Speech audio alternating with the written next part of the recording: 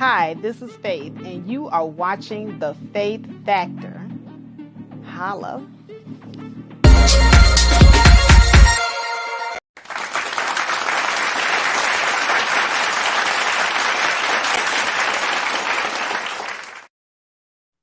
All right. Welcome. This is Faith and Commendable K, and today you are watching a Commendable Faith production. And I am here with my co-host CK. What's going on, CK? Hey, what's going on? How are you? Oh man, I'm doing amazing. The weather is starting to kind of finally cool off out here in Phoenix. We've had a lot of 104-degree days, so I'm looking forward to having a break this fall. Yeah, be good to walk outside without having to break a sweat. Absolutely. Well, I was sitting up here. I guess I was watching a content creator, a female content creator. I don't know if people knew her, but I mentioned her before. Her name is Leandria TV, and she has an awesome channel, wonderful content. She talks about community topics and dating and divesting and that sort of thing. And so I was looking at her live stream the other day, and she had posted something on there, and she was talking about more of her experience since the pandemic, and she's just been kind of coming out and sharing and being vulnerable with her audience. And I really admire her for her strength and for her courage in doing so. So definitely shout out to Leandria. But she was having a discussion, and she was talking about difficult things that she was going through with her family. Last time I looked at her video, she was talking about difficulties that she was going through with her daughter and how they're overcoming that. And this time she spoke more or less about her relationship with her toxic mom. And that is what kind of inspired me to do this live stream, because mothers can be somewhat toxic, as far as the mother daughter relationship dynamic, and it doesn't really get discussed. It gets discussed, but I don't think that it gets discussed enough as to why. But there are some mothers in our community that are very toxic. They have something that they have going on within themselves or their personal lives, and they tend to take that out on their daughters, on their children. There's some mothers that take things out on their son. So I don't know, CK. What do you think about that? Yeah, I knew her back when she was Successful Ladies Live, and it is very sad that there's parents who are helicopter parents and they're overbearing in their child's life. The ones that we talk about or know about mainly are the ones that are negative, where it feels like they either are favoring one child or over another for things like colorism, or it's two or more children by different dads. And when one parent doesn't like, let's say the father, for example, or the mom, they'll mistreat the child that person comes from. Or it just could be out of jealousy. There are situations where a parent grows up in the world, they had dreams and aspirations, someone got pregnant, and then while the child is growing up and the child is gaining success as far as grades and different opportunities, the parent can become somewhat jealous and antagonistic to the child. So it's very shameful that there's a lot of toxic parents out there. And today we're talking about the toxic mothers. Absolutely. you know um I just wanted to say, I've had my ups and my downs too with my parents.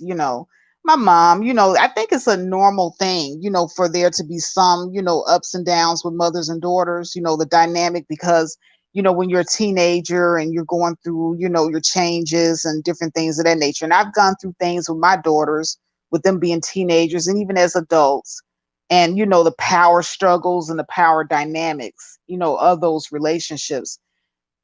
One thing that I have always tried to do in my relationship with my daughters is, especially after they got older, I tried to respect certain boundaries after they became adults. I didn't do a whole lot of prying into their personal lives. I'm just here. If you come to me for advice, I'm here to give you advice, but I'm not going to be hovering over your situation. I'm not going to be meddling and, sticking my nose in where it doesn't belong. Those are things that I think this is kind of, out of character for a mother to do. But I have been in situations where, growing up, I've had friends whose mothers were all in our business. And when I say they were all in our business, I mean they would, gossip with us about dating and, tell us about even their relationships, which I thought was kind of weird. I mean, you're like 15, 16, 17, and here's somebody in their 30s and 40s, and they're gossiping with you about their sexual exploits. You know what I mean, CK? Like it's that sort of thing that I think is kind of taking it a little bit too far.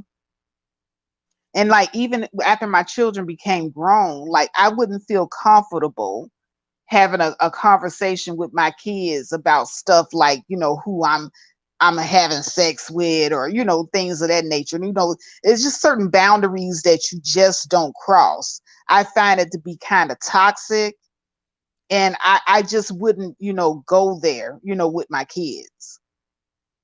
You know what I mean? Like I don't know, like you have a son. Like if your son were to come to you for advice, you would definitely want to give him advice, but you wouldn't volunteer any crazy information about yourself.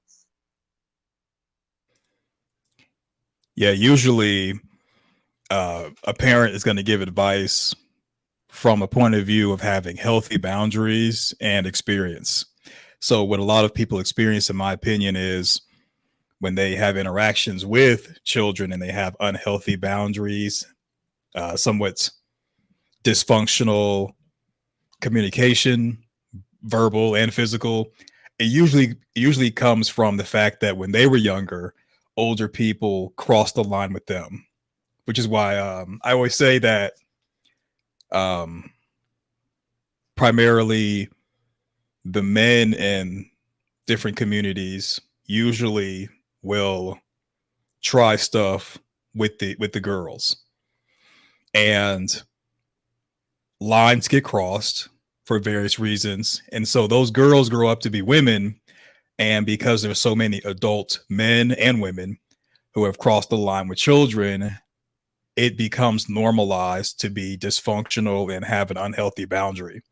So now when a child's going to an adult that may have somewhat of a warped, or let's just say non socially acceptable way of thinking, that adult is going to have an unhealthy boundary and a communication that is unorthodox and even offensive because of what happened to them when they were a child and what happened to the adults that did something to that child when they were children as well. So the best thing we got to do is to keep having these conversations to break cycles and establish what right looks like. Absolutely. Now, in Leandria's case, and we have some clips that we would like to play from her video. And I don't want to play the video because, she's telling her story. And when a person is telling their story, I like for them to just kind of, just be able to tell their story all the way. But there's a portion of that story that kind of stuck out to me. It's two parts. And the first part of the story was when she was talking about her mother and how toxic her mom had been in her life and ruining her life, and the impact that is having on her, and her having to walk away from that strained relationship. And you can tell that is something that bothers her. And you know, it takes a lot of strength because I've had to walk away from toxic relationships in my family. So I know exactly how hard it is, you know, to kind of sever certain ties with people that are just not really building you up, or you know, it's not a really good relationship for you to have in your life. So kudos to her for having the strength to recognize when a relationship isn't exactly working for her, whether it be family or not, and having the strength to walk away. So kudos to her for that.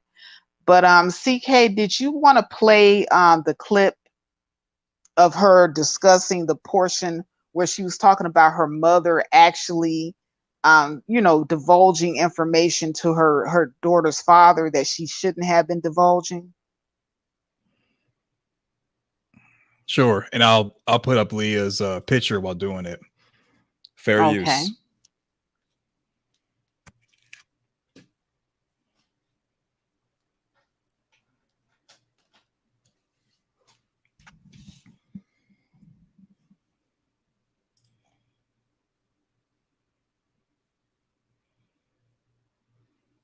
Things and situations and stuff like that. You know, even to the point where with Caitlin's dad, we were in a relationship and he was taking care of me. And he was taking pretty good care of me and her. You know, she was a toddler at the time and I didn't work. And this person told him that I had cheated on him. And then all of a sudden he was in, and I'm not a cheater at all. That's not my personality, people. It is not. You know, and this person told him that I had cheated on him, and he was going in rampages and shit, like, and giving me a hard time, and it's just out of nowhere. He was popping up, coming up, because he was a truck driver. He was popping up and coming home and just acting a fool with me, and I didn't understand what was going on. And then later he told me, like it was some time, he told me that this person told him that I cheated on him. And I was like, what? And I was like, and in his mind, I don't know, in his mind, he felt like somebody that important in your life wouldn't lie on you, right? But me knowing the situation over the years, things that I have forgiven, things I had moved on from, things I had let go, things I had went to God about and let it go, I know that this person is capable of that. You see what I'm saying? And so that was a part of sabotage. Okay, you can stop it right there. All right, so Leah is referring to this person, and later on in the video, she does divulge that she's talking about her mom. But her mom basically takes it upon herself, you know, to tell Leah's baby father that Leah has cheated on him. Now Leah says that she did no such thing, you know, but even if Leah was cheating on the father of her child, I just don't see where it was her mother's place to divulge that information.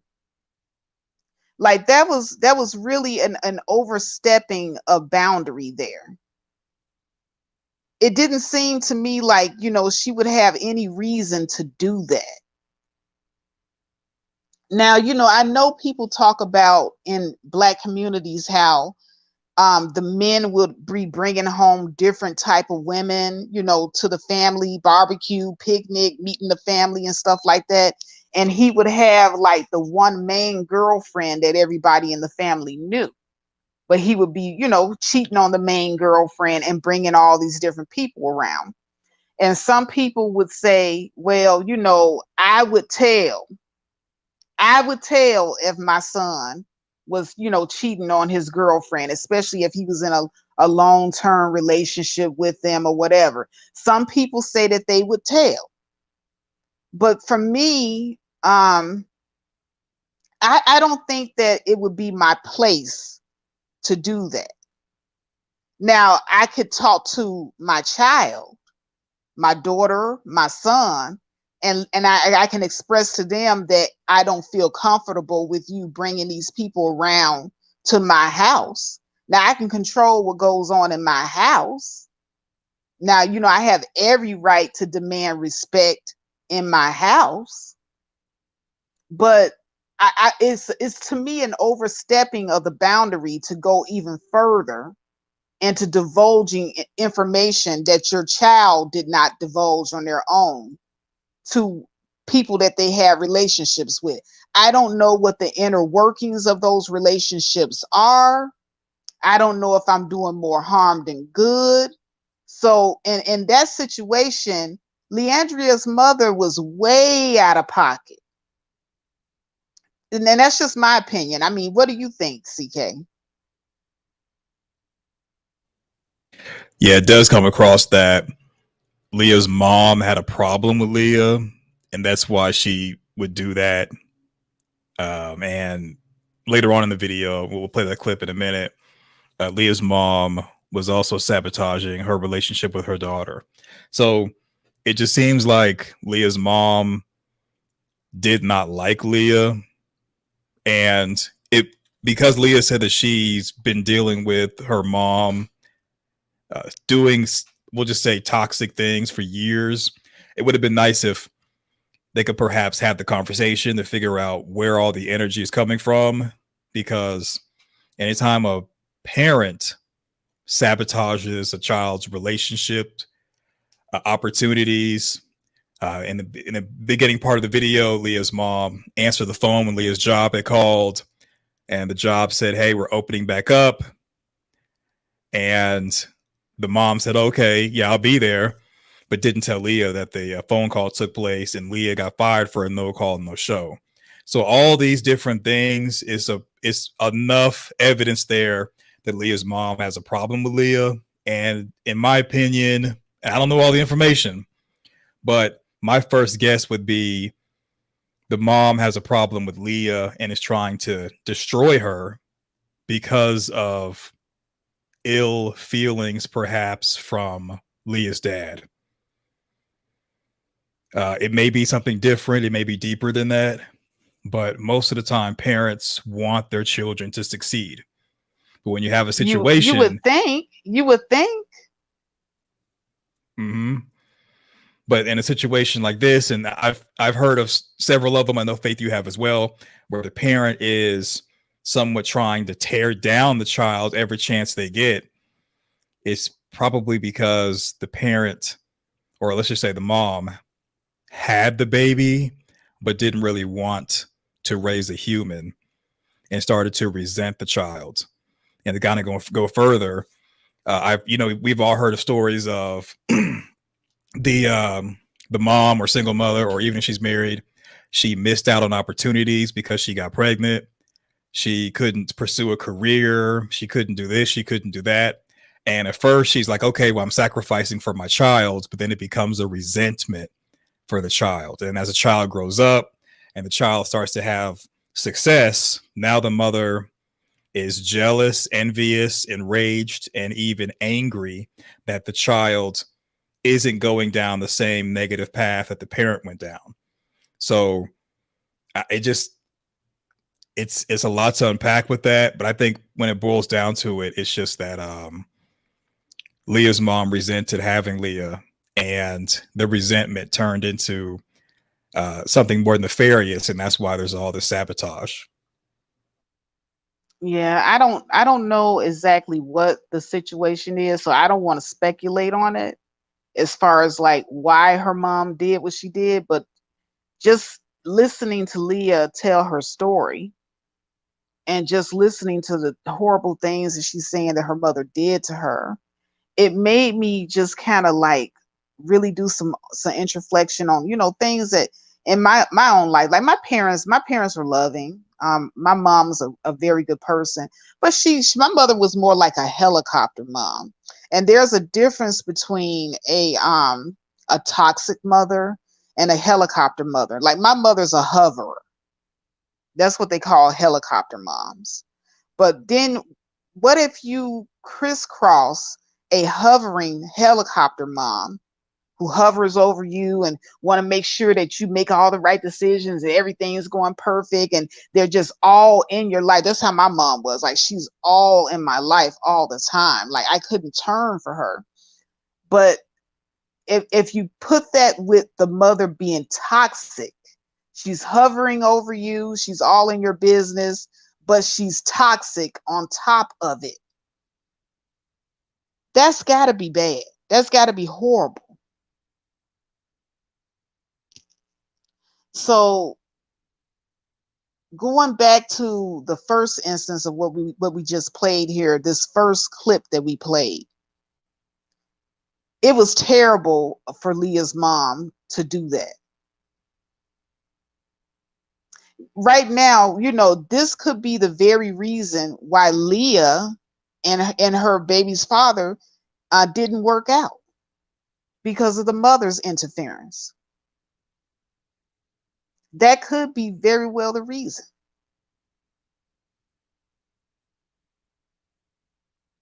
And so now you have messed up a relationship that your daughter could have been in, and now you separated a child from their father even further, because he already had a job as a truck driver over the road. So he was gone all the time because of that. And I know, because I've worked in that field. But now you've alienated this man completely out of Leah's life and deprived Leah of maybe even potentially having a father that would have married the mother. You know, there's a lot to unpack with that. Just a lot. But I want to really, really touch on something else, CK. And that is the whole, what do you do if you know your child is cheating on their girlfriend or their spouse, you know, and they've been together for a number of years? I mean, is it your business to step in and tell that person? I mean, because, you know, cheating does affect everybody, you know, involved. It affects all members of the family. So, you know, like, there are certain boyfriends and girlfriends that my son had that I liked a lot, had a lot of respect for. But if my son was cheating on them, I don't know if I would feel that to be my place to tell it. How do you feel about that? Yeah, most adults are not trying to get into the affairs of children. You know, let's say you're at a park and two children are kind of arguing about something. You don't just immediately step in and solve their argument for them, or wonder why they're arguing. You only really get involved if they start fighting, and you break them up and you go back to sitting somewhere else. So just the idea of a parent being that involved in a child's life where they will talk to someone that their child is involved with, it's an unhealthy relationship. And that toxicity reminds me of the movie Precious. So Precious's mom is probably the best example that I could think of a mom who actively wants to destroy their daughter because she blames her daughter for her failures, for her shortcomings, for her husband cheating on her, for the fact that she's overweight, that she's poor, that she's unhappy. Like, all roads lead to her daughter being the blame, and she takes her frustration out on her daughter in a sadistic way. So I could see Precious's mom sticking her nose in Precious's relationship, telling Precious's like husband or boyfriend, that chick ain't no good for you. Yeah, she cheated on you. And then going back to Precious and saying, you know what? I told you all your relationships are going to fail because you messed up. When in actuality, Precious's mom is the one that's causing the relationships to fail. So the torment of the daughter or the child by the mother, and all the accusations of you're going to be a failure, you're not going to amount to anything, that job you got, you're going to lose it pretty soon. The mother goes sneaks around and starts to scheme, plot, and plan on how she's going to be the cause of the daughter's downfall and shortcomings, to throw it in the daughter's face to further torment the daughter in order to feel better about herself by putting her daughter down. And we also see that type of stuff here on Black YouTube, where it's people that in real life, they got whatever going on, and instead of them improving themselves, they'll tear other people down to make themselves feel bigger.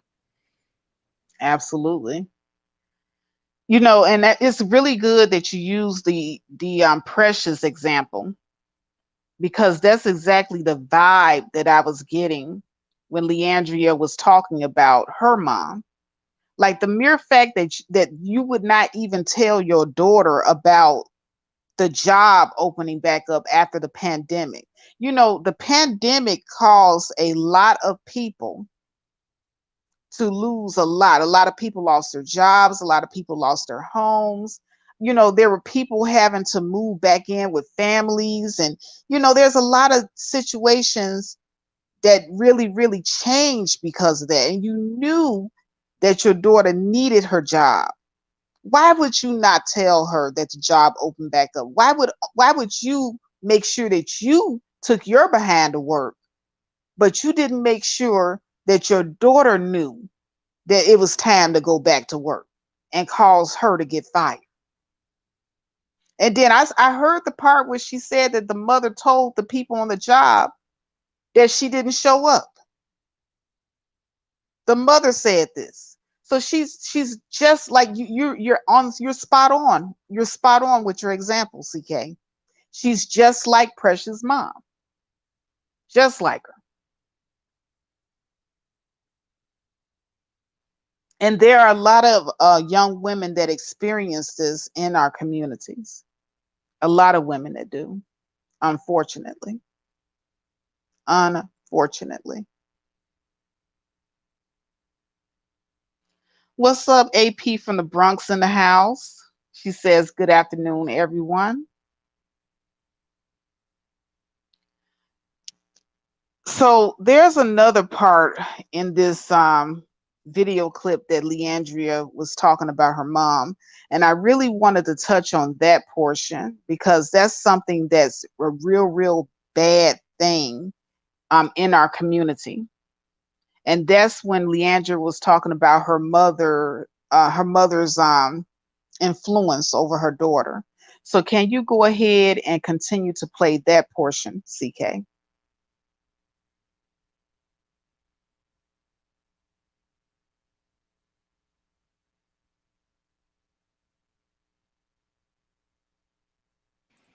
My relationship with Caitlin was being sabotaged while I was in Dallas.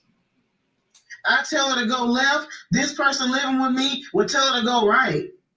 I tell her the sky is blue. This person would tell her the sky is red. It was never no cohesive choices that we was making. It was all about she serving her time until she can get her credit or whatever her issue straight, until she can serve her time and use the fuck out of me, y'all. Use me, use every resource, and use me. And my thing is, we're supposed to be doing this stuff together. Anything we trying to do, we're supposed to be doing it together, because that's what people do. They work with people. One person can't be going a totally different direction and another person trying to go this direction, and then life is beating you up, and then you're dealing with, bias and things on your job and stuff like that. And then here you come and you got this person that's just living their best life and just existing. And you're running all over the place. I dealt with health issues in that house, you guys. And I'm telling y'all this to hopefully, if you got a toxic person in your life, please cut that person off early. Don't think because it's a certain person or it's this person that you need to keep that person in your life, because you're going to lose so much. You are. Okay, go ahead and cut it off there, CK.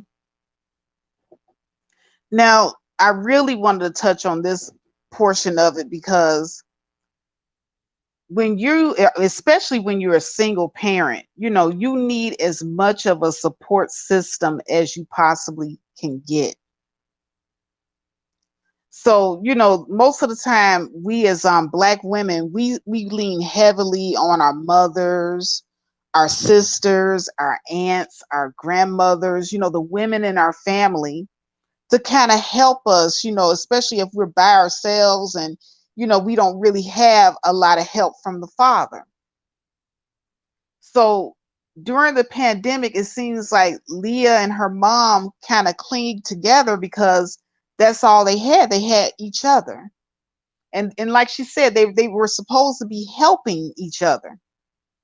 But instead, you know, while she's, you know, trying to get out there and hustle and, you know, raise her daughter, and she's telling her daughter things that she feel is right, her mother is going behind her and telling her daughter to do the absolute opposite. And what that is doing is that is a grandparent who is overstepping their boundary, and they're usurping their child's authority with their children. And what that does is it causes a lot of confusion with the child, because now the child has two different authority figures telling them two different things. So if mama says you can't go out, you know, tonight until you finish doing your chores, what she's going to do is she's going to go over mom's head to grandma. And now grandma has said, oh, your mother tripping. Your mother used to do this, that, and the other when she was this age. Your mama was a Hellcat and she was this and she was that. And you don't have to listen to her because, you know, you can go out and live your life the same way she was living her life. And she don't have no room to tell you woo wop the bam. That is unacceptable. Very unacceptable. Because not only are you usurping your child's authority with their children, but now you're sitting up here and you're undermining them. You're undermining you're undermining your child's authority to their child and making it seem like your child has not evolved into an adult who evolved from those situations that you're speaking of. So it's very toxic. And to me, it's irresponsible parenting for you as a grandparent to do that. What's up at Joe W? He says, good afternoon, Faith and CK. Welcome. Karen Jackson 2009 says, wow. So it all makes sense now why she's always talking down on black females. Her mother was a horrible example for her. I'm not going to touch that one. You can go ahead if you want to respond to that. No, I didn't. I'm just reading off the chat. Okay. And Karen Jackson says, I'm glad she moved out. I've experienced sabotage from neighbors who I thought was my friend. I've been set up. I took them to court. Yeah, you know, but it's even worse when it's someone as close as your mother that's the one that's doing the sabotaging. And you know, and I don't want to, you know, like I said, her situation, you know, she told her story. You guys will have to really just go to her channel and watch her videos and let her tell her story for herself. But I just really wanted to hone in on that part where she was talking about how her mother just entirely just, you know, it's just kind of like everything that she would tell her daughter to do, her mother is on the opposite end. Like she said, no cohesiveness. How is this child supposed to function in an environment like that? That's awful. CK, did you want to add anything to that? Yeah, so one thing that's very difficult to grasp is the fact that this didn't start when Leah was an adult, in my opinion. The crippling first started when she was a child herself. So growing up as a child, getting crippling information such as, you're ugly, no man's gonna want you. don't wear that, take it off. Or your hair is bad hair. Or you too dark for someone to love you. Or what you smiling for? Why you so happy? And then, the child gives an answer, and the mom will say something like, well, that's good, but it's okay. So those are just examples of comments, phrases, and wording that starts to plant seeds that will mentally cripple a child to prevent the child from reaching a full potential. So with all these seeds being planted, these crippling seeds putting cracks inside the person as far as self-esteem, cracks that will diminish the ego and self-worth, all of the different cracks that a toxic parent could put into a child while the child's growing up. Once the child becomes an adult, it's somewhat normalized as far as the dysfunction and crippling language and behavior, where you don't even realize that this is what's going on. And that's what happened in the movie Precious. Precious was still living with the mom and just got used to the mom being abusive, got used to the father essaying her, because it's been going on for so long. And Precious, more than likely, like a lot of other people here, what goes on in the house stays in the house. Don't bring these cops in here. And a child is going to naturally have an affinity and a love for a parent, to where the child doesn't want anything bad to happen to the parent. So now fast forward, people are adults. And while adults, Leah said it herself, that she had been getting sabotaged because, see, the crippling didn't work. Leah has had success with according to her content, the insurance that she's been selling. She's had success with her YouTube channel. She's had success with her daughter. She's had successes in her own right.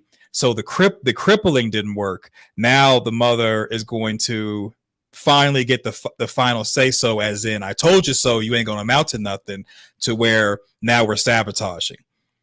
But the sabotage has been going on for years because it had been normalized, and there's been a tolerance built up that Leah didn't even really understand that she had to cut her mom off. But it was hard because it's her mom and she cared about her and loved her. And that's what a lot of us experience. We don't know when to throw people away, in the words of Leah, or we don't know when to walk away. That's what you've said, Faith.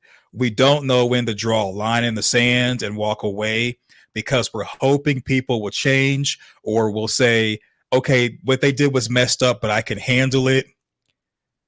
It's bad, but this is little stuff. I can take care of myself. I'm good.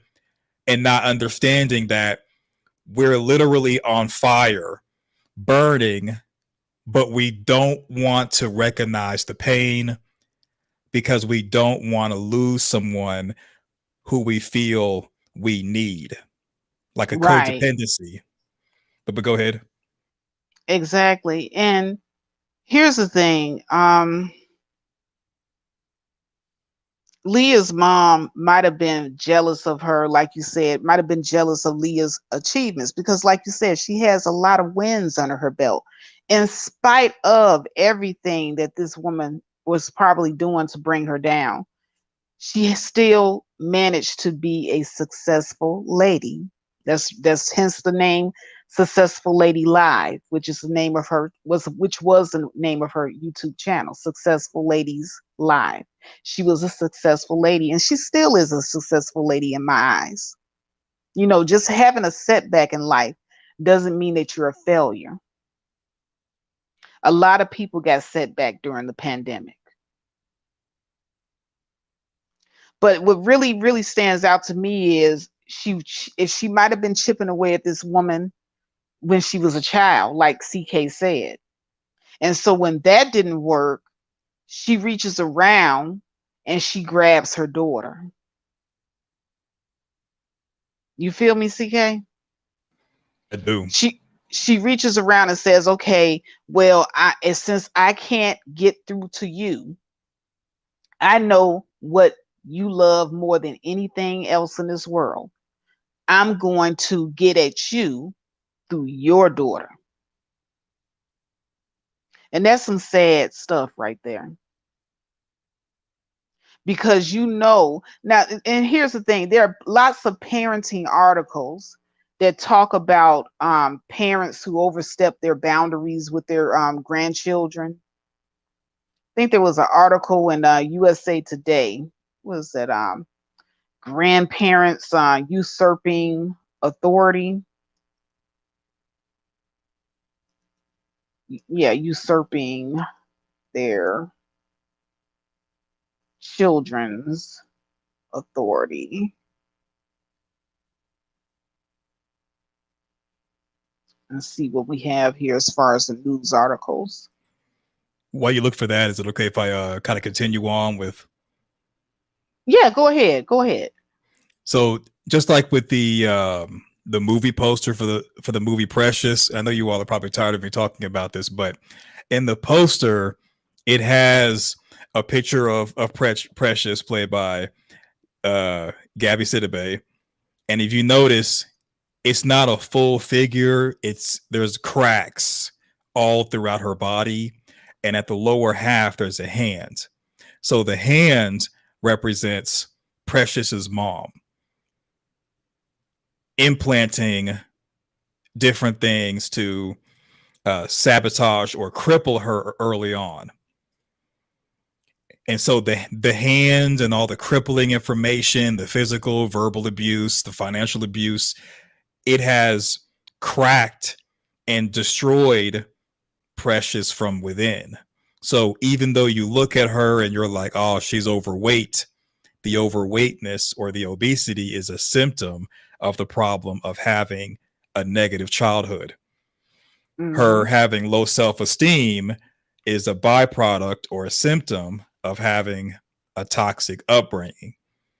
Even the attitude problem, even the someone being combative to authority, all of this are symptoms of the problem of her mom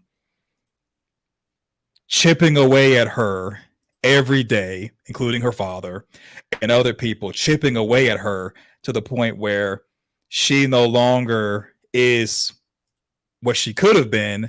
Now she's a reflection of her environment or a product of her environment.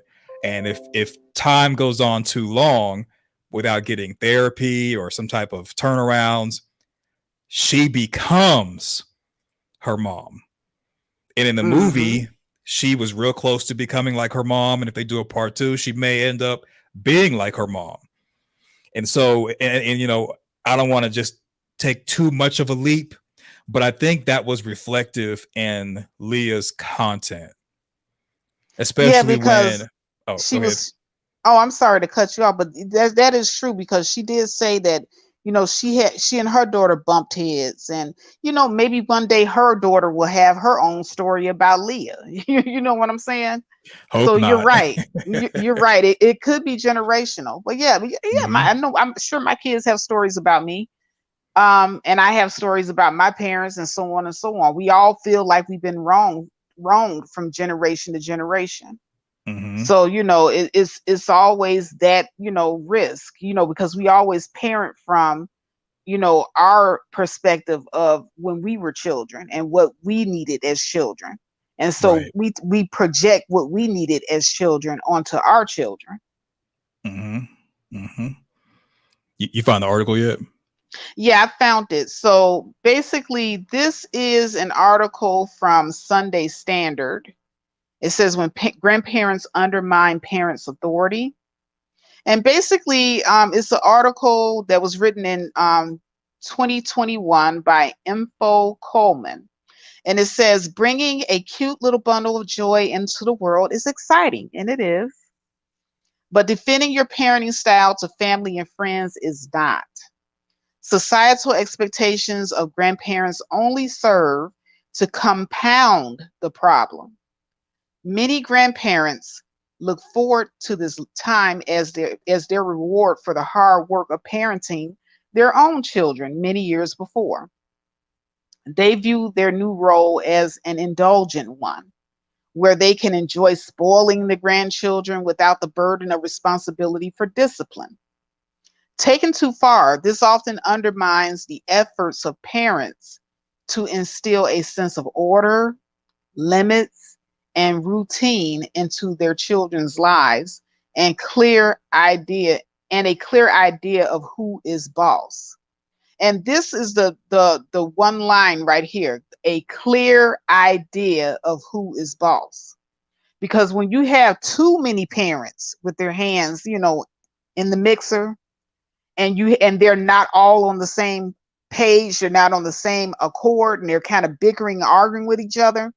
If a child sees that, they're going to use that to their advantage and start playing the adults against one another. But I'll read on. Senior social worker lecturer at the University of Botswana says grandparents can be overbearing and demanding. They can insist on spending time with the grandkids more often than is practical. They may make unplanned visits and disrupt the household routine. Some even get annoyed if you don't follow their advice or make decisions that they have no involvement in. They may also insist on taking care of the children when the parent is unable, or even if the parent has made other arrangements, or is not comfortable with leaving the kids with them for long periods. This is a clear show of not respecting boundaries, and their demands can cause a lot of conflict and mental stress. Then there is the dissatisfied grandparent. This one has extremely high expectations of their grandkids, but doesn't show much support for the parents. They demand that the grandkids excel and have nothing but the best.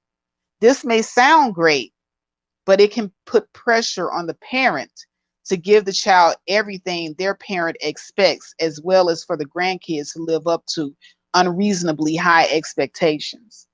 Now, I can relate to this. I really can. Now, after my husband passed, I had to lean on my parents as a resource because I needed the help. I was all by myself. And so there was a point in time where I had to sell our house because, the bills were piling up. I didn't have a career at the time and I couldn't afford it. The survival benefit wasn't enough, and I had to move back in with my parents.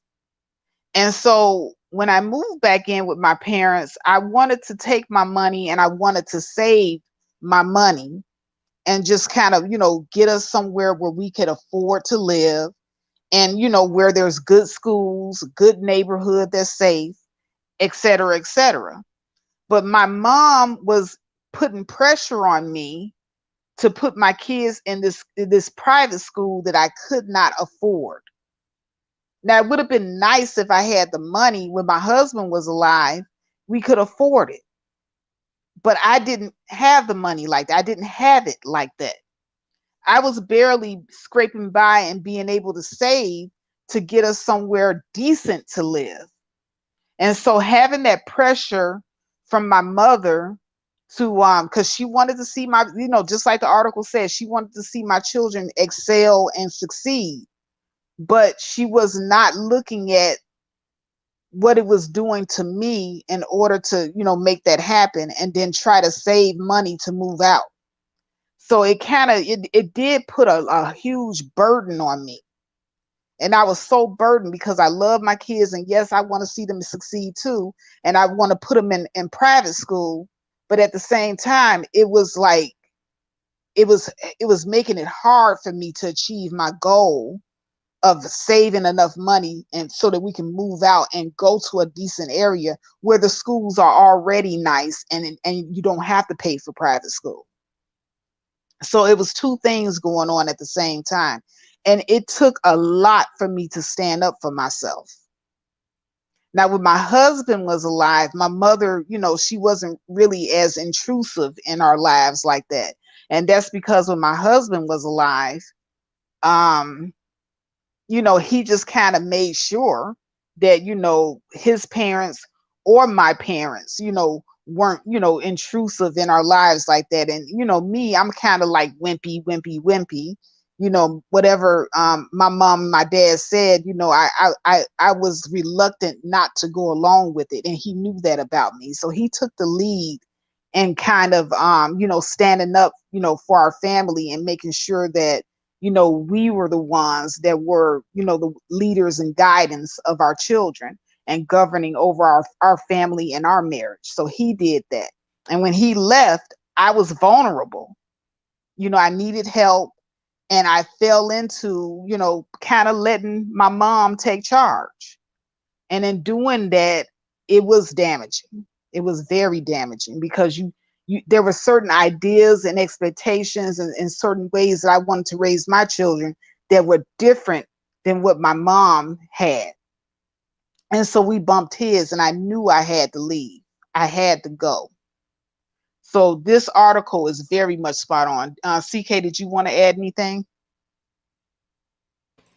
Yes, just kind of two things that I've noticed that kind of parallel your story and Leo's story, and that is when there wasn't a man around for whatever reason, it seemed like the mother in both scenarios started to directly or indirectly work against both of you.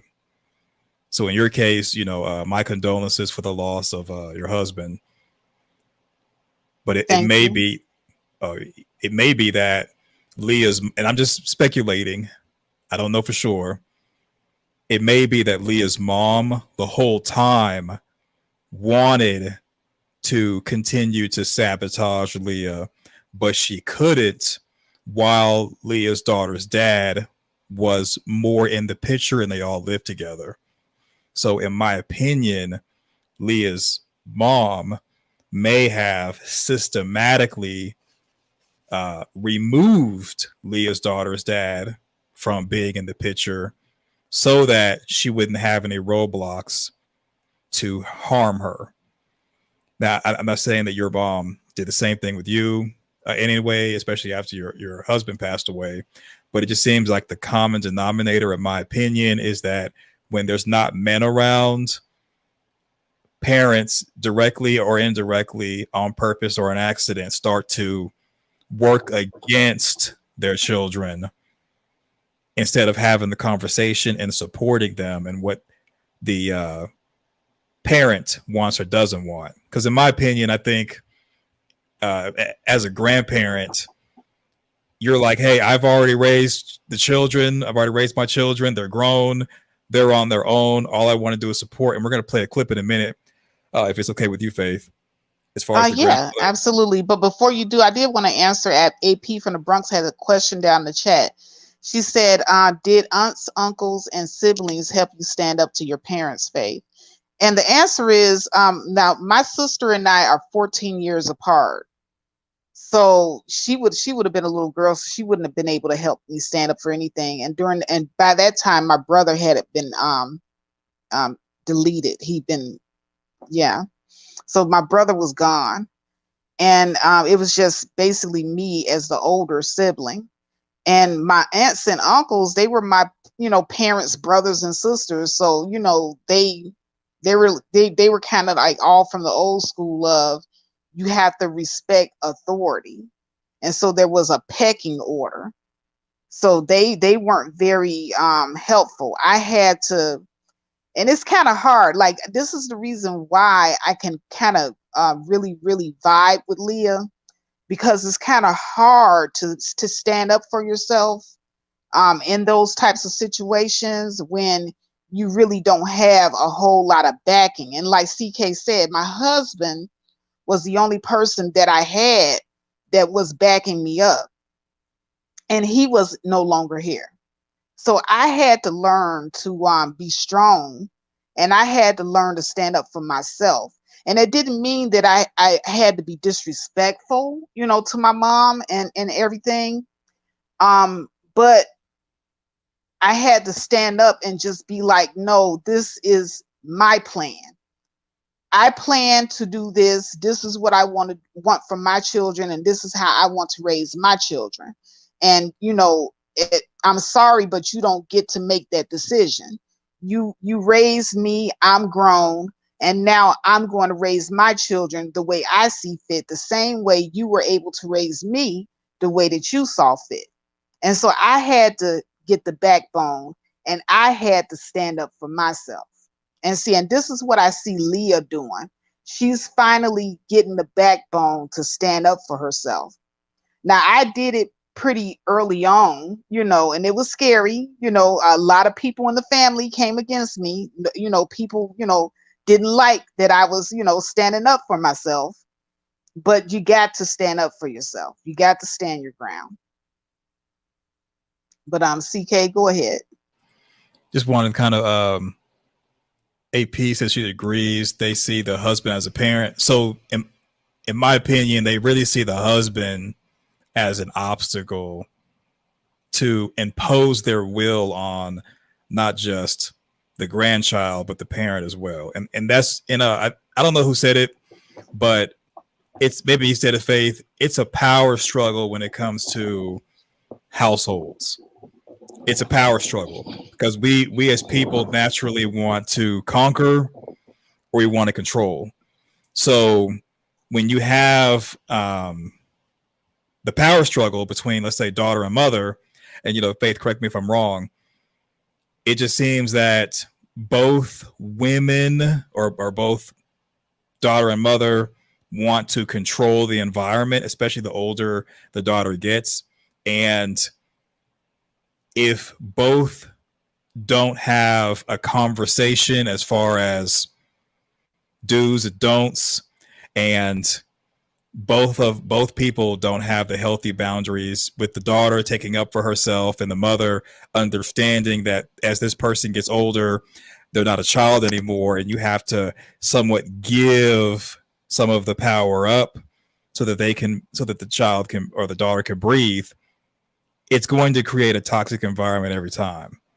And just kind of going into the story you had, Faith, and even Leah, the power struggle is no problem until the daughter has a child, and that's when stuff really shows.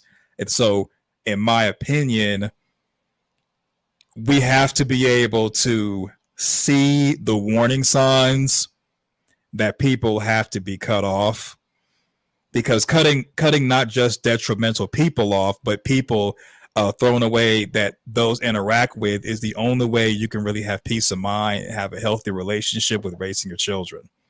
And Leah was one of the first people I heard to say to throw people away. And it's very eye-opening that there was even someone that she couldn't throw away, and I completely understand. But I think that's one thing we as people need to really, really work on, and that is being sabotaged and saying, this is enough, now it's time to walk away. If not, you'll start to normalize it and you'll build up a tolerance, and it'll get worse and worse and worse as more boundaries get crossed.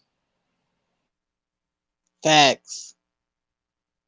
But I wanted to continue with the article before we play any more clips, because the article is actually pretty good. It has a lot of good takeaways here. But to continue on, it says many young adults live a very different lifestyle than their parents did at their age. And they have different views on a myriad of things than the older generations. And this is true because my mom's generation is not the same as my generation. So they had different ways of doing things. And my daughter has different ways in her generation of doing things than I had in my generation. So this is very true.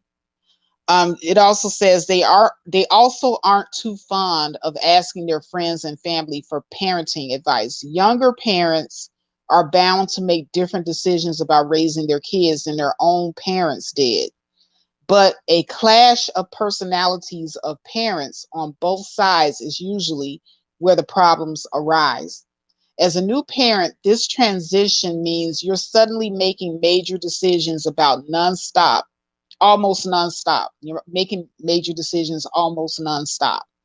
Whether to breastfeed or use formula, when to introduce new foods, whether you want to co-sleep, what religion to raise your child in, if they should get sweets after dinner or not, when and how much TV they can watch. The last thing you want is criticism. The parent-grandparent relationship these days is not all smooth sailing. Several issues are causing friction. The biggest issue stems from disagreements over how to raise the children. Grandparents love their grandchildren and they want their grandchildren to love them. At times, grandparents go a bit too far. They give grandchildren too much, do too much for them, and do things according to how and don't do things according to how the parents want. They are either too soft, too tough, or both. In short, many grandparents overindulge their grandchildren. As a result, some parents actually limit the amount of time their child sees their grandparents. And that's what I did. When I moved out of my mom's house, I had to do a lot of deprogramming, y'all. Okay. And it's not because my mom is this bad person, because she's not. But it's because she loved her grandchildren so much. She loved me so much. But she just, like I said, she's this helicopter mom. She's a hoverer. Okay. And she didn't respect my authority with my own children. She felt that because I was her child, that usurped my authority because she is the grandparent, if that makes any sense. And so when I left, I did have to limit the amount of time that my children spent being around her, because I had to deprogram them from a lot of the things that she was trying to teach them that went against my teaching. So there was a period of time I didn't allow my children back to see their grandparents as much, because I wanted to make sure that that my children understood who was the parent and who was the grandparent. And so once the deprogramming process kicked in, then I felt comfortable to let my children go back and, visit with their grandparent. But yeah, it was, kind of toxic. Did you have anything that you want to add to that portion, CK? Yes, the fact that sometimes grandparents believe they outrank the parent with the parent's child. And it sucks, because just like a child will go from mommy to daddy to try to get a yes from one of them, children will do that with the grandparents as well. And so if, like I said before, if the grandparent is trying to outrank you and trump your authority, you got to have that first conversation as a warning shot. And then after that, if it keeps happening, then okay, he or she is trying to sabotage me. I got to cut them off. And then they can come back in our lives, myself and my child, when they have some act right. The same way that, and it's going to sound negative, but the same way we train animals to be housebroken, the same way we train children to be potty trained, 2 examples. Sometimes you have to also train grandparents the same way, where you got to give them the privilege to be around their grandchildren and in your life, because it's a privilege for grandparents to be around their grandchildren, not a right. But go ahead, Faith. Yes, and AP from the Bronx wanted to know if we were going to drop the link. I'm comfortable with that. This is a topic that it's a community topic that we can all benefit from and speak on. So I don't mind dropping the link. The only thing that I ask is when we drop the link, each person come up individually. I don't want to do a panel, but we'll have an individual discussion with each person, and you can say what you want to say about the topic and share your thoughts and ideas, and then we'll drop you back down. So that's what we'll do. So we'll drop the link, and anybody that wants to come up and give their opinion individually, it's not going to be a panel. It's going to be your time to just kind of say what you want to say about some of the things that you've heard. And then, we'll drop you down and continue. Are you okay with that, CK? Sure. Okay. So let me go ahead and get the link together here. And CK, you are at a computer, right? Yes, you want me to play that grandmother clip or something else? No, not yet. Hold on a second. Let me go ahead and Oh, drop the StreamYard link. Okay. yeah, Yeah, yeah. I got you. Oh, okay. I was trying to find it because I'm on my cell phone here. All right, it's pinned to the top.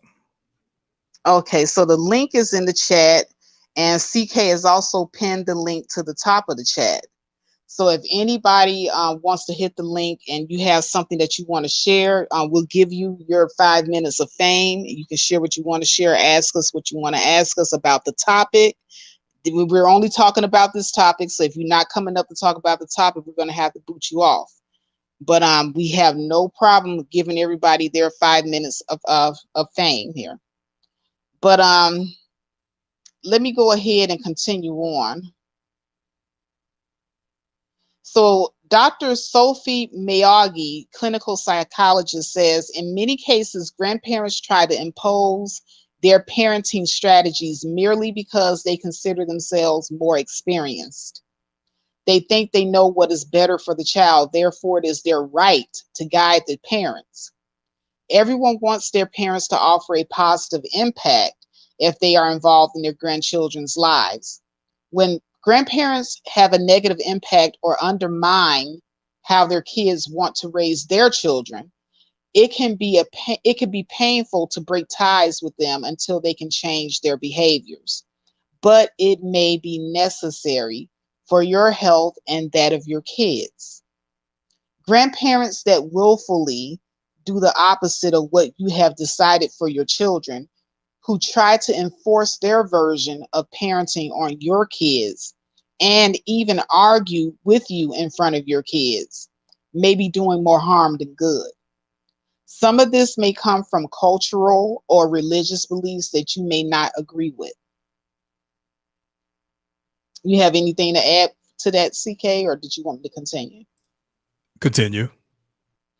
There are many situations which lead to parents feeling disrespected, being pressured into having more children, guilted to choose a specific name, and continually posting on social media your children without your permission are all signs. It can even go as far as palming your child off, allowing anyone to handle them, forcing your child to eat all their food, being relaxed about car safety, giving haircuts without your permission, or using unsafe sleep practices. Initially, grandparents may seem helpful, but they might buy the children treats and toys, help around the house, or assist with childcare responsibilities. However, sometimes their unsolicited advice is irritating instead of useful. You have anything there, CK? Oh no, I don't. Go ahead. Okay. Another issue which is similar to the undermining grandparent is the controlling grandparent. This is when the grandparent assumes control of the parenting decisions and believes they have the right to make decisions for the children without your input or despite your input. They see the parent as being their child and the grandchildren as being an extension of this relationship. This is what I just said. The grandparents try to parent both you and the kids, and that's what I experienced. This can be a very toxic relationship and may or may not be able to be repaired.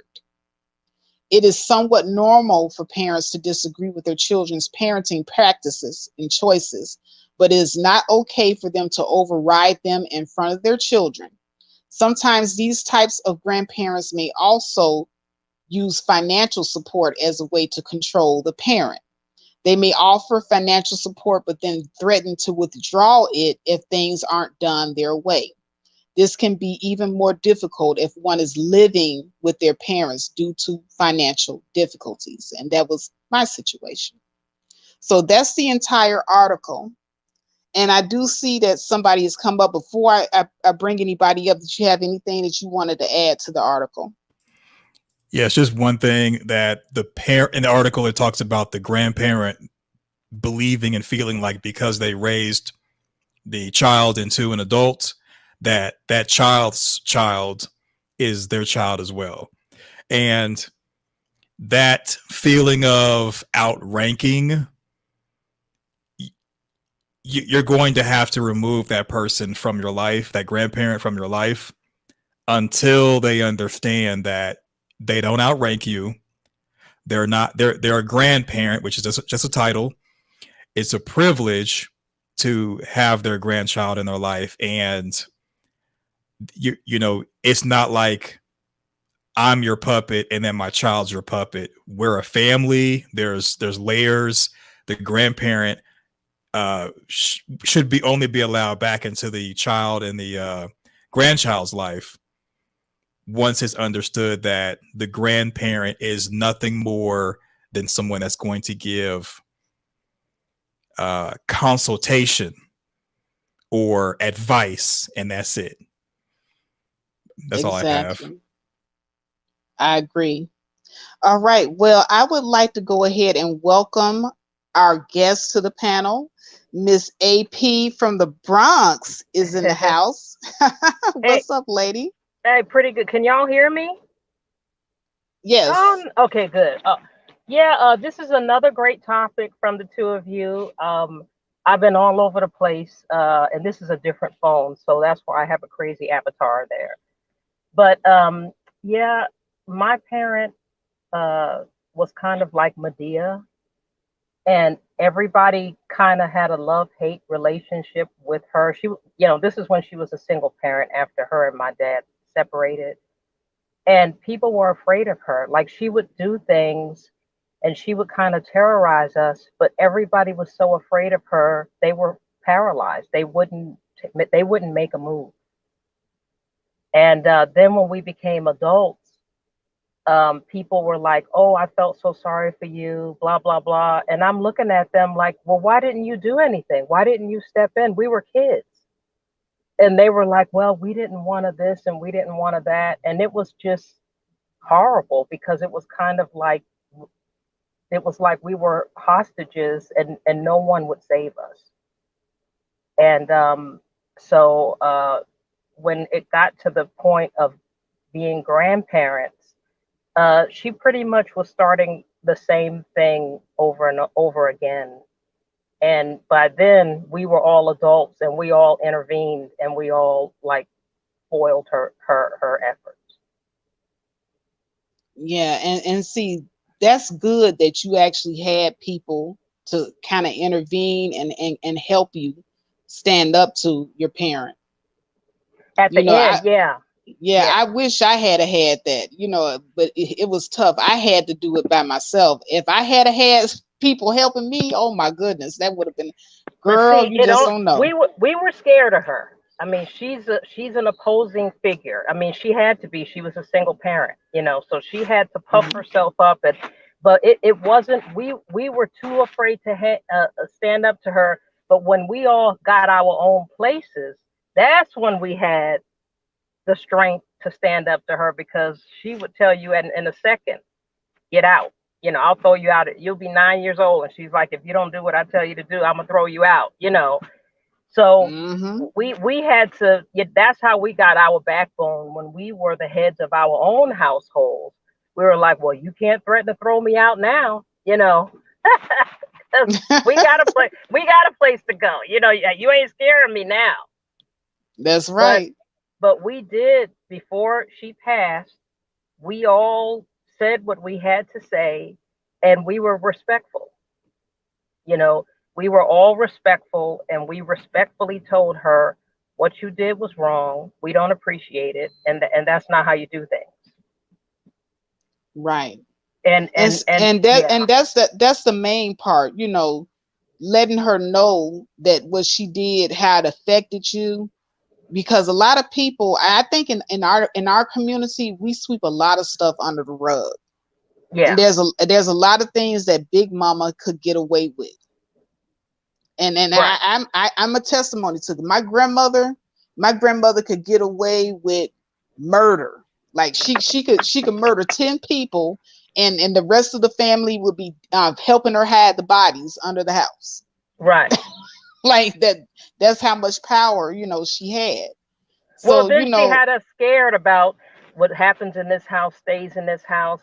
Don't mhm. tell the man what we doing. You know, so it was like a whole lot of indoctrination, and we had to we had to actually become adults and actually move out of the house to go, wait a minute, and be around other families and other people and go, wait a minute, this ain't normal. Right. and then we did all of us in our own way respectfully told her, no, this is not acceptable. We're not going to do it. If you don't like it, you don't have to see us. You mentioned that it trickled down to the grandchildren. It did. My mother had this thing that she used to do. She would send us to the store, and we lived in a city where you could walk. And I remember being 5 and 6 years old, going to the store by myself with an empty pack of cigarettes and money, and then coming back. Now, you can't do that. Then when I became an adult and I started figuring out this is a bad neighborhood, this is dangerous. Kids are getting abducted, Mhm. So when I realized that, I'm like, is she sending us to our death? Because my siblings and I, we were talking about it. We were like, these were bad neighborhoods that she was sending us to. We could have got killed, cut up, thrown in the river, And so then when my sister had her daughter, she was starting to send her to the store. And I was like, no, she will not be going to the store by herself at 7. Because how am I going to explain to her mother that she was under our care and somebody abducted her and we don't know where the hell she's at? Right. And then I know that this is a big thing in the Black community. I don't know if other people do this, but using your kid's social security number for credit. Oh my God. So that happened, so it was a bunch of stuff. And, no, because of our indoctrination, we didn't bring the authorities in, but we could have. We had cases, but we told her, no, this stops here. This ends here. This is not going to continue to happen. This is wrong. And so we all told her, and we backed each other up. Like, she would be talking about me to the sibling, and the sibling's like, so what is she supposed to do? Not pay her rent and give you her rent money so you could pay your rent, or like my older sibling was trying to be, very imposing to her daughter. And she said, well, she has the key to my house, but I don't have the key to her house. She won't give it to me.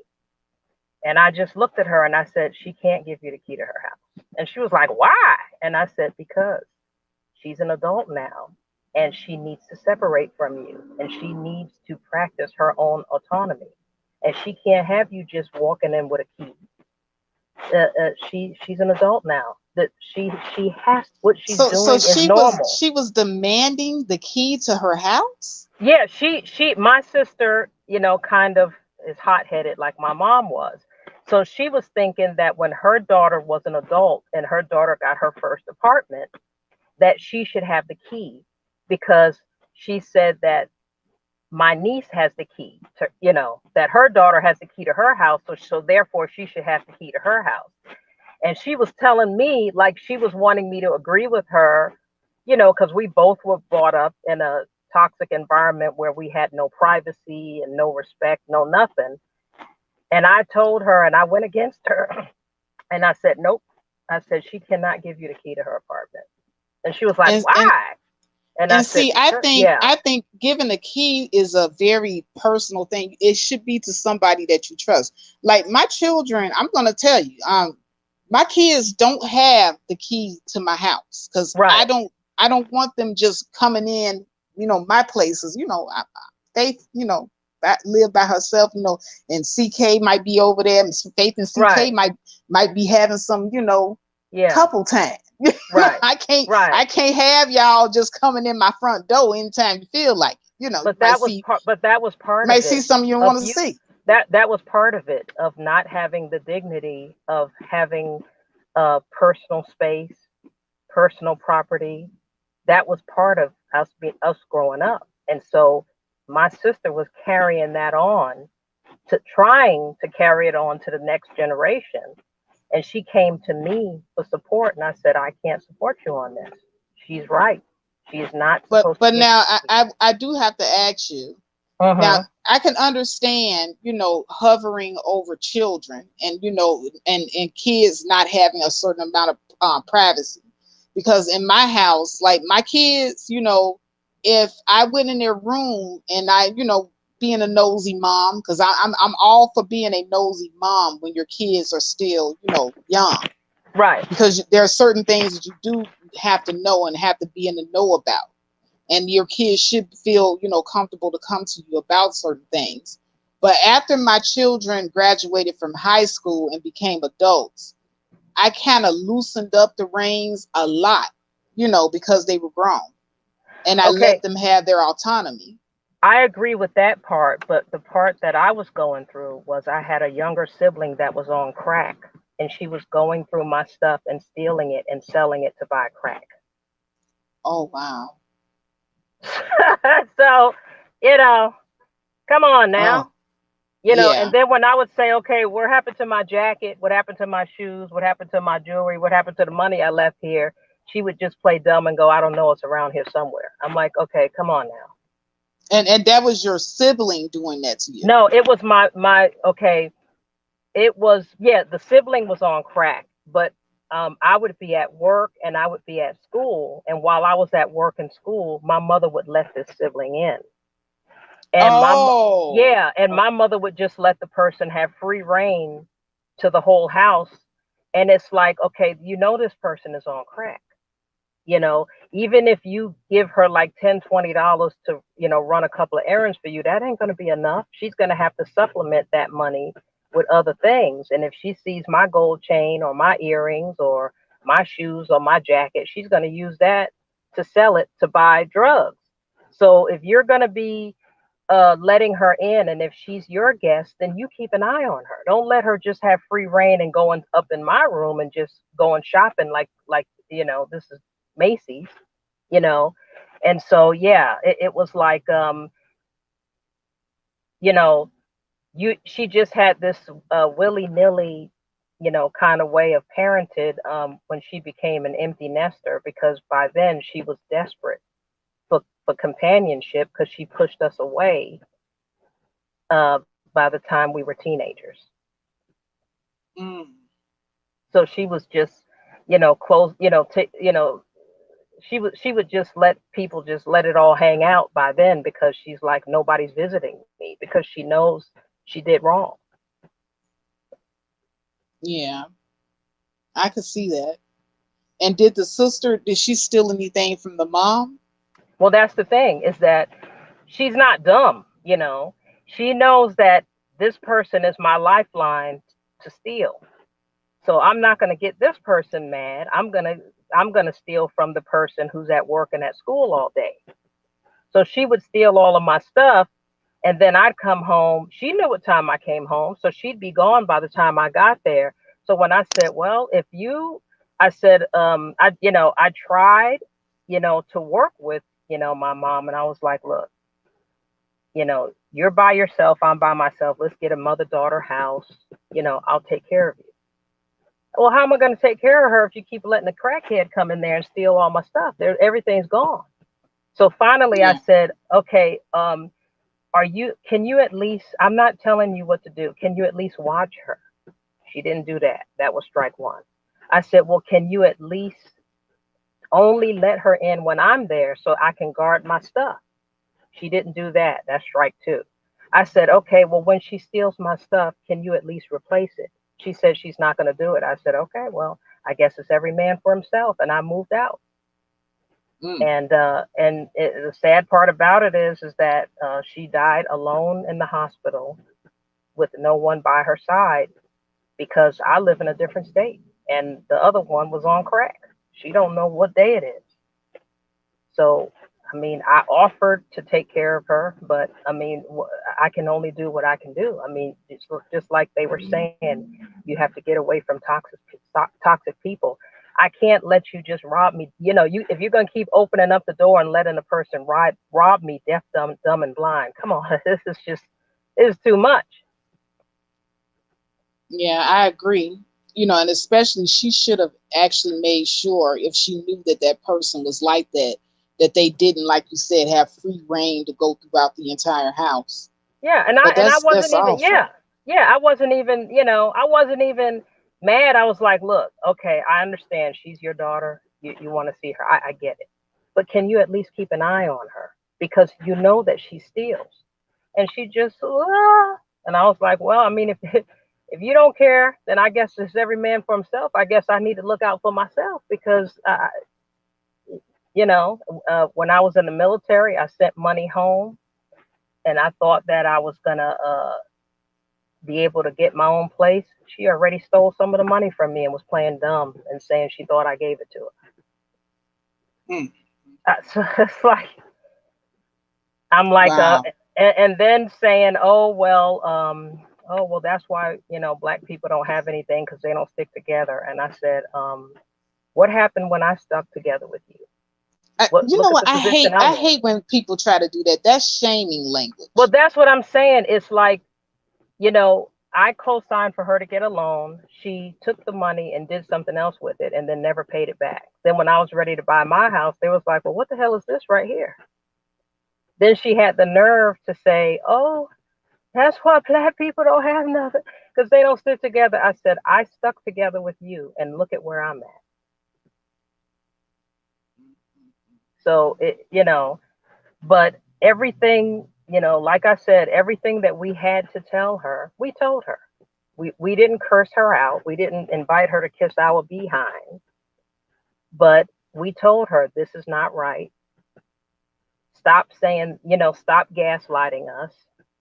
Stop making it look like, every bad thing that happened to us is self-imposed. There are some things that you did to us to cut us off at the knees. You're not innocent of all of this. But yeah, she did try to do stuff to the grandkid, and we all stood up and intervened and was like, not again. Well, that's good. Good for you for standing up for yourself and for your family for having your back. I'm glad to hear about that. Well, what I'm going to do, I'm that sorry. That was a happy ending. So yeah, you said that you wanted one person at a time. So yes, one person at a time. Okay. So did you have anything else? Any other final thoughts that you want to give? No, I mean, I think that it's a good discussion, and I'm glad that you guys, you always have interesting discussions, and that nobody else is talking about. And it just needs to be said because our community has a lot of healing to do. Absolutely, I agree. Well, thank you so much, AP from the Bronx, from gracing us on the panel and sharing your story. I appreciate you. Well, I will continue to listen, and God bless. All right, same here. Okay. All right, CK. Hey, before I respond, you had a super sticker if you want to give a shout out. Oh, okay. Hold on a second. 1 second. Oh, okay. Yes. Marvell 318. Thank you so much for the $2 super sticker, and I do appreciate it. As a matter of fact, let me go ahead and give my woo.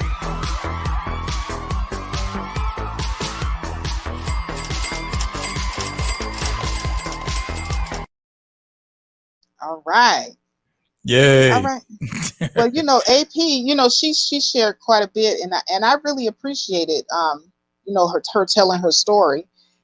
It just goes to show that if you don't stand up for yourself, you cannot break these generational curses, these generational toxic behaviors within the family unit. Did you have anything that you wanted to add?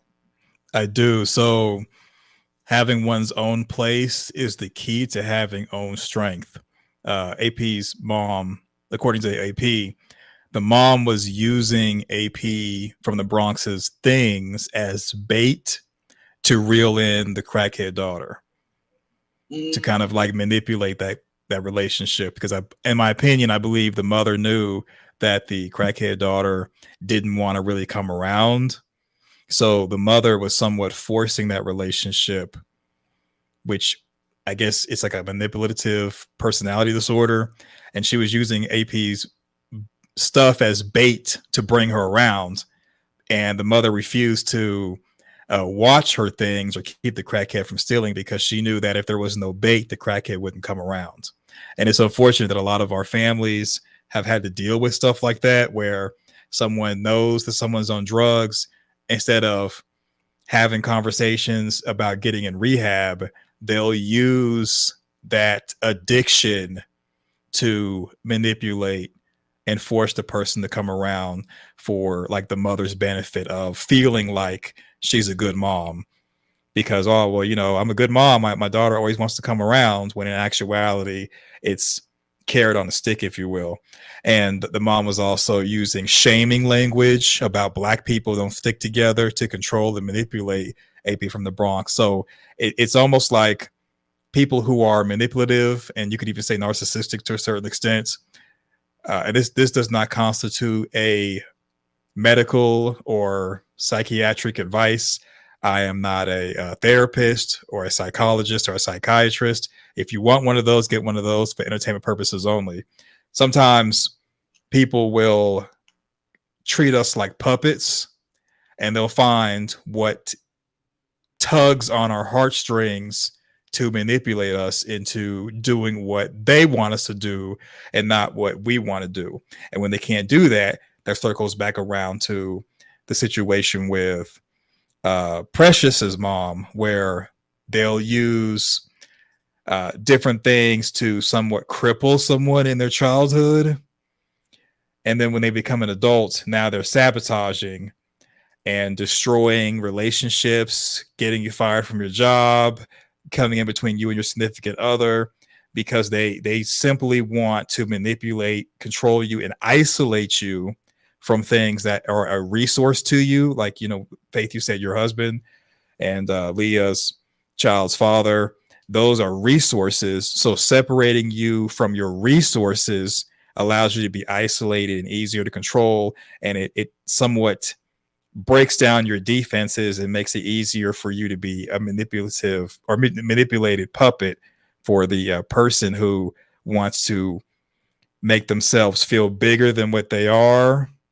It helps them to put you down and make you smaller. And we see it in Black YouTube all the time, where people in real life have nothing going on, and they'll tear you down as far as your physical features. They'll make up lies about you. They'll replay stuff you've said or say stuff you said out of context. And the goal is to make you feel small. And they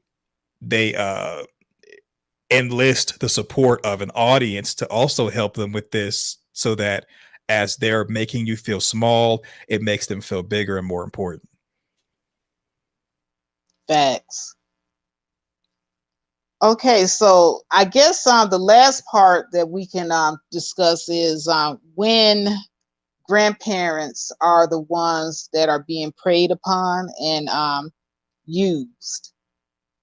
And there's a clip, I think it went viral maybe 2 years ago, of a grandmother who was going off on her daughters and telling them that she is not their babysitter. And she was trying to explain to them what her role as a grandmother is. So there's a flip side to this, people. And there are grandparents who are used and abused by the children. So without further ado, because CK has been asking me to play this clip, about playing this clip for a minute here. So let's go ahead and play what this grandmother had to say.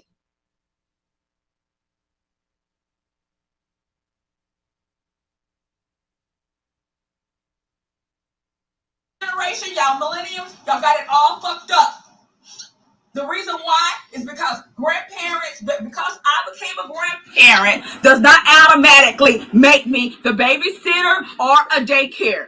Grandparents, true grandparents, they're supposed to raise their children right to where when y'all start having kids, y'all can financially provide for your own children and secure their daycare so you can go to work, so you can go out, so you can do anything else.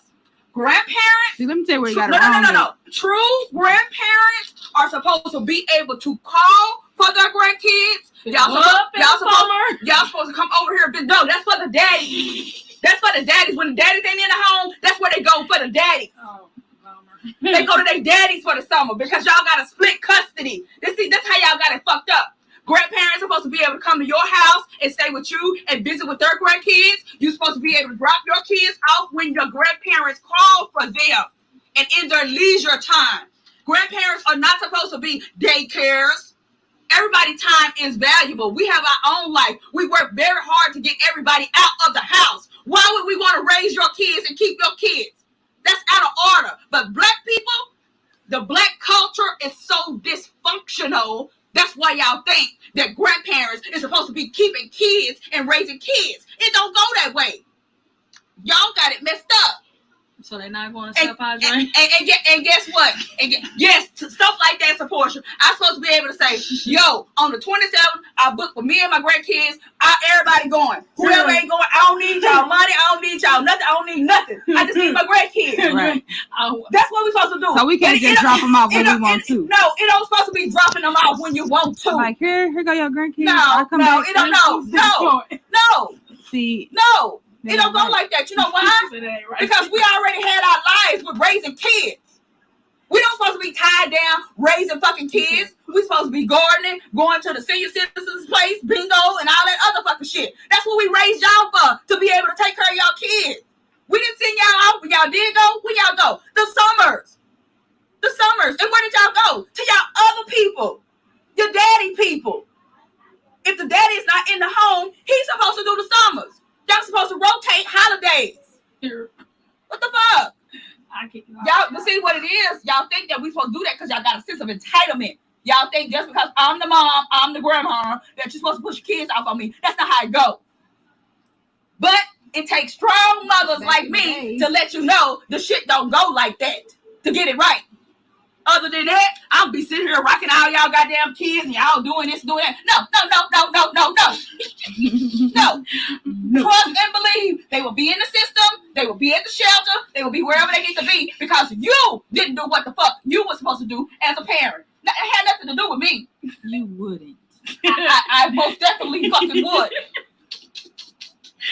Oh, Quickie P. I told you that off the rip. I'm not fucking doing it. I know what kind of life I want to fucking live after raising all my 5 kids. I'm not raising nobody else's kids. I'm here to support. Call me, she's sneezing. That's what I'm supposed to do. That's what grandparents supposed to do. That's me. I call every little thing. Oh, man. But all this, they living with their grandmama. They ain't seen their mama. All this. No. That's for the ratchets. And I don't play that because you know why? I'm boot chick.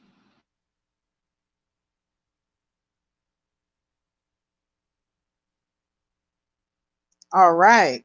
Was that all of it, CK? Yeah, that's all of it. Wow. So that grandmother really put it down. She put it down. Did you want to go or did you want me to go? I'll first start off by saying that while the grandmother was, talking to them and going off, you could hear that the parents were sniggering and laughing. They're the ones that recorded the video. They were laughing. They thought it was funny. They didn't take it serious. And there was points in time where they would pan the camera over and show the 2 infant children laying on the bed. They thought it was a joke. It was no big deal because they do feel entitled. They feel like whatever they create in their life, whether it be a problem, what some would call a blessing, or just anything, that the grandmother, it's her job to help them clean up their mess, help them with their responsibility, help them circumvent accountability. And because of that lack of respect, those parents and parents like that who somewhat manipulate grandparents into doing their job, they're never going to be able to have the respect of their children when the children get older. They're never going to be able to survive without the grandparent. And they more than likely are not going to be successful because they're using the grandparent as a crutch as opposed to a resource that's just giving advice. But go ahead, Faith. Yeah, I couldn't help but kind of sympathize with this grandmother, but also it's kind of like she said she had 5 children and she's a single mother. So that she probably had to have some support system herself, right?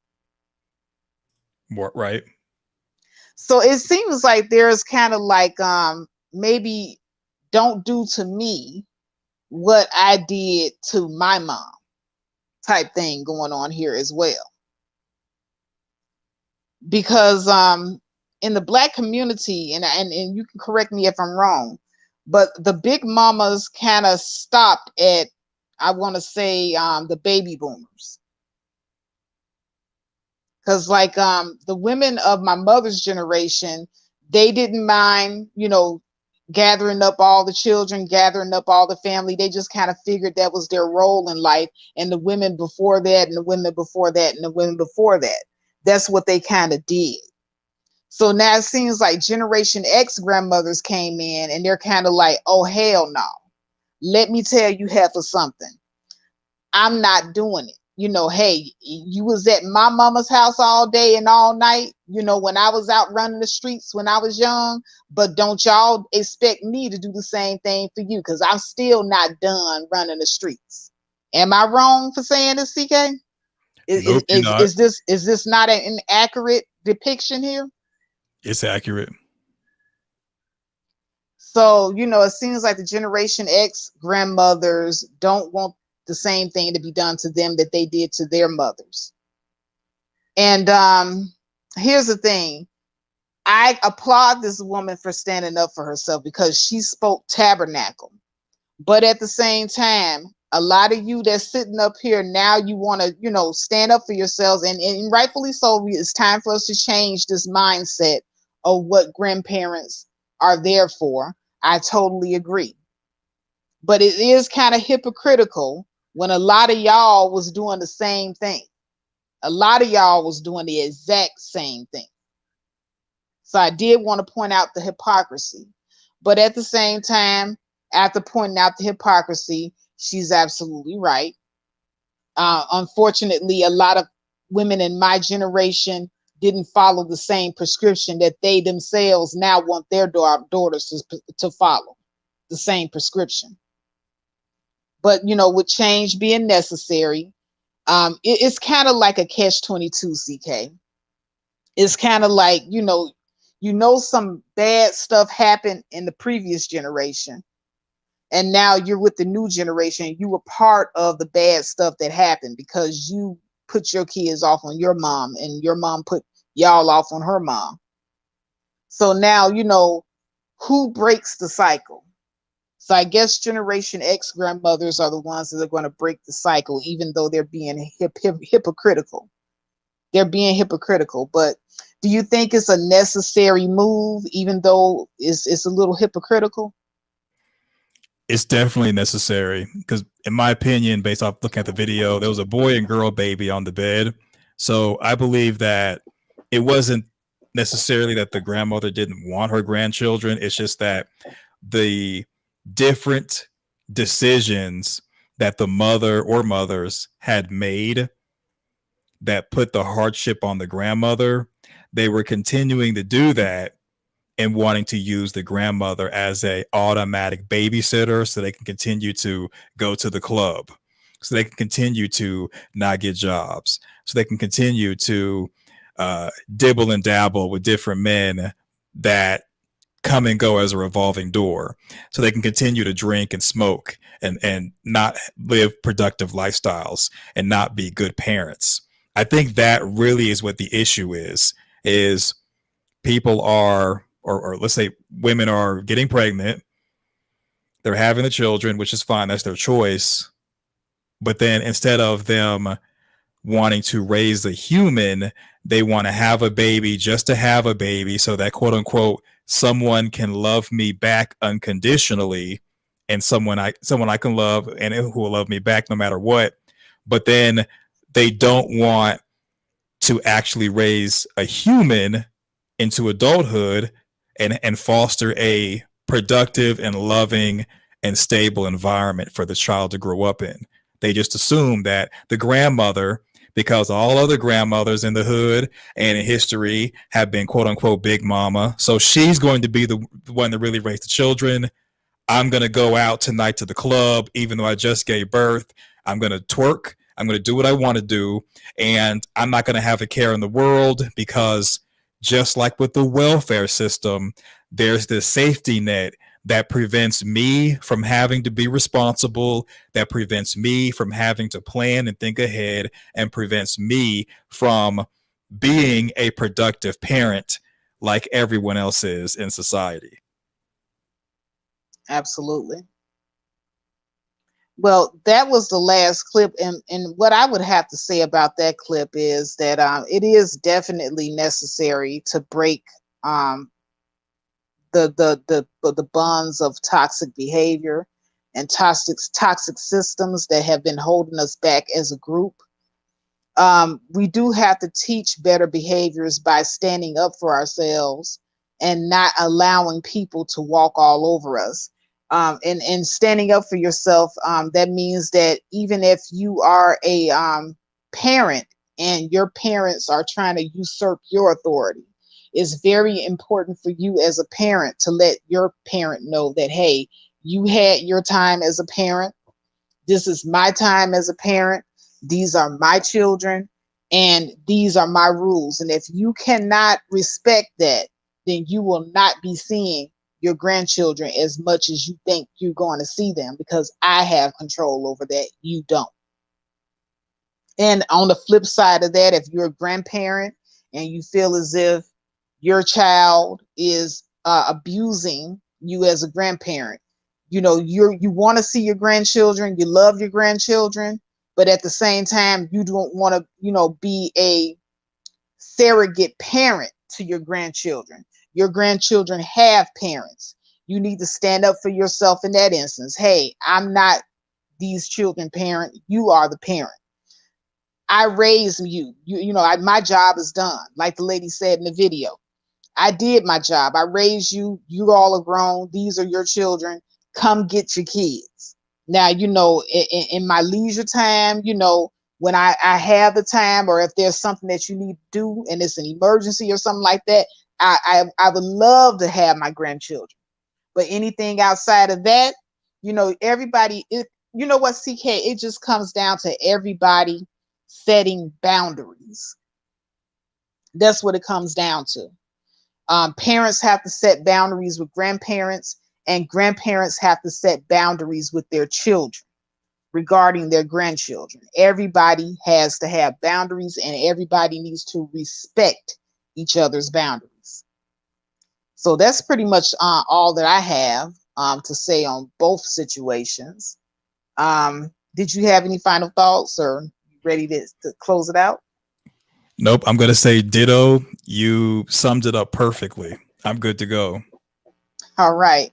Well, I just wanted to say thank you to each and every person that chimed in. And AP from the Bronx was the first person to comment in the chat. And I hadn't been doing this for a while, but I want to go ahead and give my special shout out and applause to AP from the Bronx. Let me go ahead and get you there.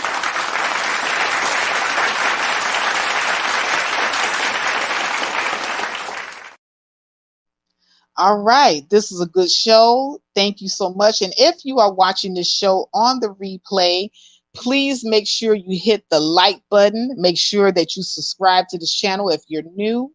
Make sure that you share the screen. Share the stream so that I can remain on top. And if you like what we did here, please support by giving us a super thanks, and that is available even after the video has finished playing. So please support the video, share the video, like the video. And with that, I just wanted to say, peace. Love every single last one of you. And we are out. Holla.